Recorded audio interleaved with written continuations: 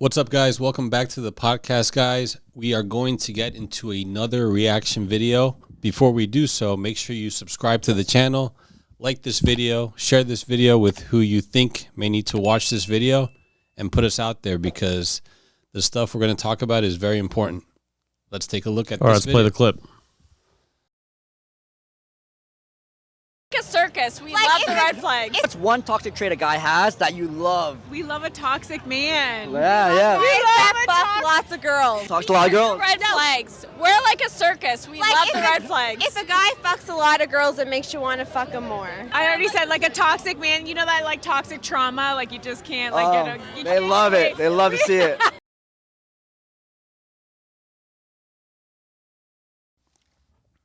Every time I watch this video, I shake my head just like I did before. This was a pretty short clip, but let me just highlight a few things they said. So they said we're like a circus. We love red flags. We love toxic men, and they said they like guys that sleep around a lot. So what do you think? I am not surprised one bit because it seems like women are attracted to men that a lot of women end up getting with. So anytime a guy has many women on their roster and he's having sex with most if not all of those women, and other women see that, then that's proof right there. Like, okay, well, girl A, B, C, D, whatever, is banging this one guy. So let me jump on the ride. Let me do it too. Women usually argue against this, and they hate to admit it that pre-selection is a real thing and that they are attracted to men that have options that sleep around. They hate to admit it, but in this case, he caught these women when they were drunk, probably walking to or from a bar or club or something. So, alcohol is truth serum. So he caught them when they were a little tipsy, and they just blurted it all out. And I think they were being honest. They were being as honest as they could possibly be. I mean, they said we're like a circus. That's 100% true. The fact that they love red flags, they love toxic men, they just straight up said it. I guarantee you, if he interviewed those same women when they were sober, like during the daytime or something like that, they probably would have said the total opposite. But that's what I think is so funny about this video. Drunk or not, it's great that they were honest, like you said, because not many women can come up and just say that. Yeah. Even drunk sometimes. Mm-hmm. Women don't just blurt that out and admit what other women want to say, but they can't say because then they would be embarrassed. Yeah, and I know some people will see this video and say like, "Oh, this is a bad example because these are just some like, drunk bimbos or something like that." But these are attractive women, and what would you say their age was? Like, I'm gonna say they were probably like they weren't in their early 20s. They were definitely like early 30s, late 20s. I was thinking like 28, 29, 30, 31, somewhere around 100%. So 31, 32. There is no argument that they're just like young or immature or they don't know any better. Like, there's no way. Like, you could tell that they're like, I would say that they're probably actually in their early 30s. So, you know what I can tell? I can tell that they have experience with in that field. In that field where they bang other guys that have banged many other women. Yeah. You could tell. Oh, yeah, 100%. And it's obvious because they like that, and it seems like they liked it because they experienced it. It wasn't just something that they just, popped up in their mind. And obviously these women were like more like on the bimbo style. I couldn't really tell where the video was filmed. I didn't watch the other videos on that channel, but I mean, a lot of videos are being filmed in Miami right now. That's like the hot spot to film interviews like this in the streets. So it doesn't really surprise me that they gave those type of answers. That seems like the trend that it's down there in Miami. Yeah. Of course, it happens in most places, but again, it seems like Miami. We've been getting a lot of, we've been seeing a lot of this stuff happening. And I will say, like, if you pay attention to how they were dressed, they were definitely dressing for the occasion. So the words definitely matched the actions. They were definitely trying to get it in that night based on how they were dressed. Some women say that, they're having girls' nights and they're going out just to enjoy it with their friends or whatever like that. But come on, you're dressing up not for your friends. You're really dressing up for other guys to at the very least, give you attention. Yeah. Maybe you don't want to be asked out, but you put yourself in position to be asked out by a guy. You know what I was surprised about this video is that they didn't mention anything about money. Usually, I mean, I would say 9 out of 10 interviews that they do in Miami, they always mention bringing something to the table, or how much the guy makes, or he has to provide a lifestyle. They didn't mention that at all. They just straight up said like they just want a toxic guy that sleeps around. So it was kind of cool to hear, actually. But They mentioned a toxic man, and they mentioned toxic trauma, whatever that means. But good point. I'm thinking that it's a man that's jealous, disrespectful, controlling, narcissistic, and they lust over that kind of guy. There's some sort of weird attraction to that type of man. We just did a reaction video the other day where I forget her name, Sadia. She said that when you're dating a woman, her childhood is what you're up against.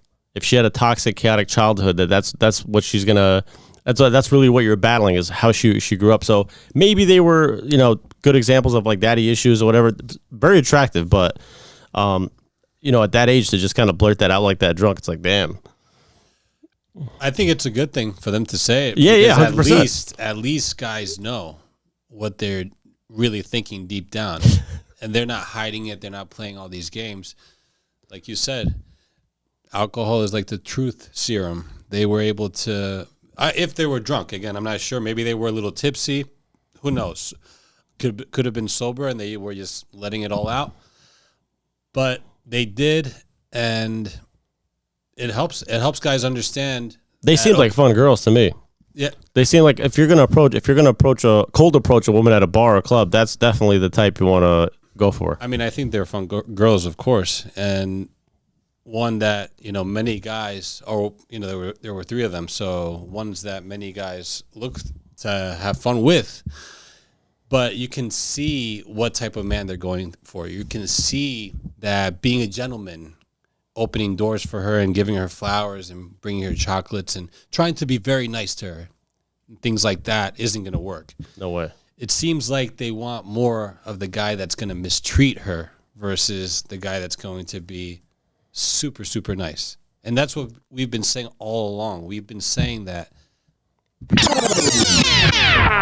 nice guys finish last. It's simple. Simple. We keep it nice and simple here. And that's what guys need to understand, that you can't just be about kissing her ass. You really have to go about things in a certain way. I remember watching a video on this where they explained why women are into toxic men, or like bad boys, or scumbags, like however you want to call it. It's not the toxicity itself; it's because men that act like that tend to be masculine. Think about that for a second. The nice guy and the guy that buys flowers and chocolates and opens the door, like they tend to act more feminine. So the reason they like guys like this is because, like, if you were to visualize a guy doing this, what they described, it's most likely a masculine guy. Well, a guy with tattoos, a beard, jacked.